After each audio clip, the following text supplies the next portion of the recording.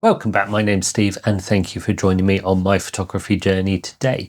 Last week you may have seen me talking about different kind of hidden features of the Nikon Z mirrorless cameras, and one of them was the Nikon SnapBridge app. So I thought today I would spend a bit of time going through it, showing you how I use it, why I find it beneficial, and maybe give you a new app that you can use as well. So the first thing I think we need to address is, why would you want an app? You've obviously bought a camera and that is what you take your pictures with. You probably don't want your phone hanging around all the time. You don't want to take pictures with it. So why would you need an app to go with your camera? Well, there's a few little functions on it, such as geotagging, such as remote control of your camera, basically, that can make it really worthwhile. And for me, it's something really valuable and I wouldn't be without. So I've got an iPhone, so I can only talk about things from the Apple point of view, and I'm sure the Android world is pretty much the same. What I need to do is go to the Apple App Store, type in Nikon, and the first thing that comes up actually is Nikon SnapBridge. So let's choose that and let's download that one. So once that's downloaded, there's a few little bits and pieces that we need to do to set it up. So first of all, it asks me to connect to the camera. So let's do this now. So you've got the choice of the different cameras that you can connect to, whether it's a mirrorless camera, a DSLR, Coolpix, or an action camera. All Nikon ones, obviously. But I'm going to choose to pair this with my Nikon Z5, which I happen to have right here. So let's go through this. So we can either pair with Bluetooth or just Wi-Fi. So let's go with the Bluetooth option. And then it talks you through what you need to do on your camera. So we go into our menu on our camera and we go to connect to smart device. So into that one, and then we can pair with our device. So select pairing Bluetooth and then follow the on-screen instructions until the camera's name is displayed. So start pairing. And then on the back of the camera, we now have the camera model and serial number maybe, or at least a identify number. So I'll be able to find it on here. And lo and behold, on my phone, it now says that same number. So again, follow the on-screen instructions. It's all nice and straightforward. And it's connecting to the camera. And then it's asking me to select which one it is. Again, Z5, that number matches. Then Bluetooth pairing request. So we're used to these with matching the numbers up. So pair. And then we'll OK to this one as well. And that is pairing the two of them together. Pairing complete, it says on here, and connecting to the camera, it says on here, pairing complete. So there we go. And then it gives us a bit more information. And this is kind of where we can decide what we want to do with it.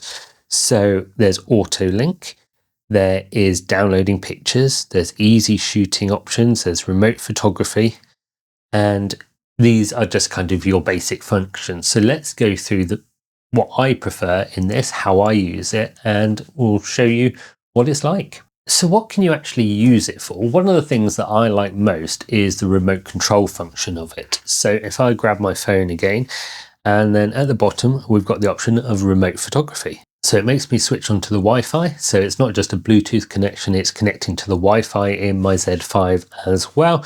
And it's basically a network that the camera creates, and then I can join it as if it was any other kind of network, so like my home Wi-Fi or something. So let's just do that now. So it only works in some of the modes, it doesn't work in the user mode, so I generally put my camera onto the main kind of manual mode, and then I can control it with here. And what can we do with that? With this remote photography, I can choose the shutter speed, I can choose the aperture, I can choose the ISO, the white balance, I can take pictures, I can take videos, and that makes it really useful if you're taking pictures of yourself and you don't want to be reaching out and trying to take a selfie with a mirrorless camera. It can be really useful if you want to put your camera, say, on a tripod somewhere and be a little bit out of the way.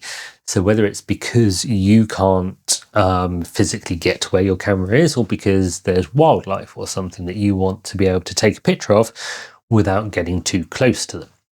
So this is ideal. You can make sure that everything's set up properly so that you can take those with your phone at a distance rather than having a cable and a remote control attached to your camera. And then the other side to that is the Bluetooth only option. So this is called Bluetooth remote control.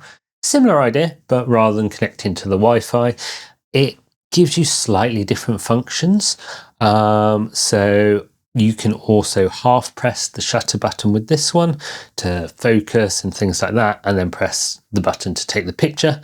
You also get some other options in here. So you can do interval timer shooting, time-lapse video recording, and focus shift shooting, which gives you a bit more flexibility of how you use your camera with the remote control. So you've got some pretty good remote control options here, so you don't actually have to be physically touching your camera in order to use it. And that's just the photo side. You've also got the video side as well, so you can do all the same kind of things from the video side of things. So once you've taken the picture, you can also share them straight from the app, which is quite useful as well. You've got the option of downloading them onto your phone as either a 2 megabyte kind of preview, small file size, or you can download the full resolution file.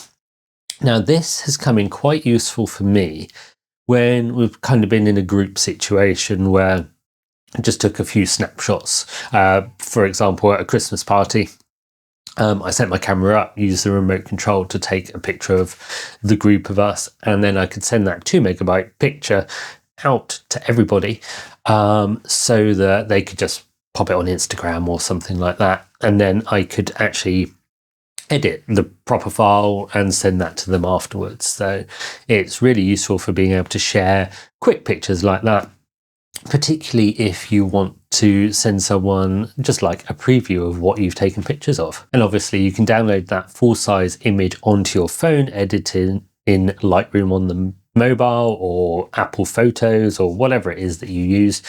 And then you can do a bit more with it, which again, you can share straight from there, put it on Instagram, send it to people, and it's just a really useful way of sharing pictures.